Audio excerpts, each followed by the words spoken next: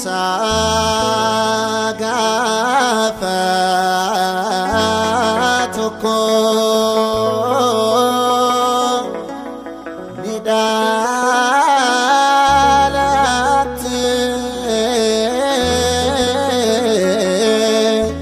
ati waqayyo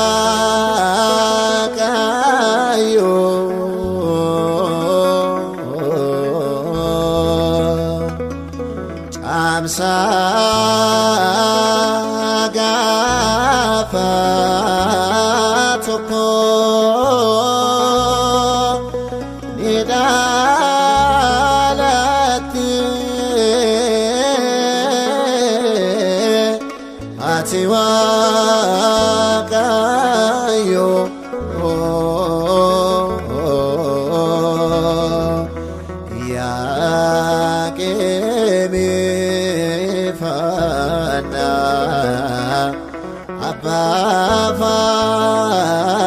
Shira Yaqimi Fana Abba Fana Shira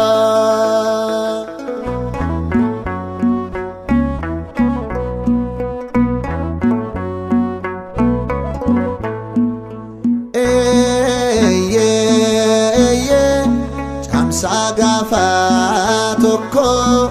innalatti ati waqayyo Camsagafatuko innalatti ati waqayyo Yaqimi Fana Abba Fana Shira Yaqimi Fana Abba Fana Shira Yaqimi Fana Abba Fana Shira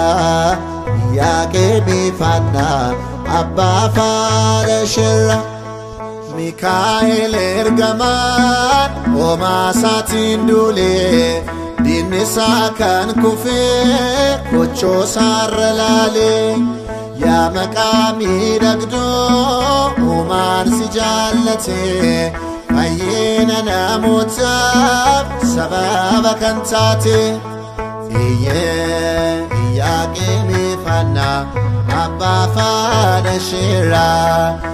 Yaqimi Fana Abba Fana Shira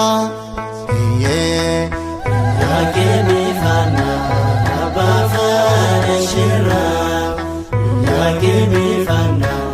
Abba Fana Shira Abjuna kakli Ante taf bedriqa Nalota jaffa Kan mulati maqa Radib bifamtun Addesa kandise Addesi chakisa Adun chalakise Yaqimi Fana Abba Fana Shira Yaqimi Fana Abba Fana Shira Yaqimi Fana Abba Fana Shira Yaqimi Fana Abba Fana Shira Atbal balabaha Adochi silmake Balbala chofamcho Anisqil arge Gaa'ila ibbifamaan Kayyootiif dhalatte Addunyaa hundumaaf badhaasa kennamte Yaqimi Fana Abba Fana Shira Yaqimi Fana Abba Fana Shira Yaqimi Fana Abba Fana Shira Yaqimi Fana Abba Fana Shira Ifaan guutamera Garri Libaanosi Iftii todaalate Aadaa Yesuusi Sirraa baranneerraa galata saaflannaa Waaqa sinuuf kenneef ilillee galchinaa Yaqimi Fana Abba Fana Shira أبا فارشرا camsa gafa tokko innalatte ati waaqayyo camsa gafa tokko innalatte ati waaqayyo Iyyaqeemi fanna abba farashirra Iyyaqeemi fanna abba farashirra Iyyaqeemi fanna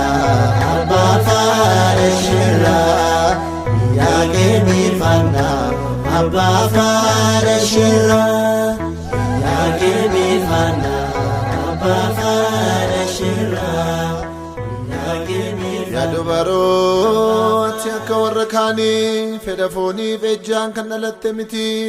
annaadhaaf Iyyaqeem irraa qunnamtii gaa'ilaa eebbifamaadhaan dhalatte malee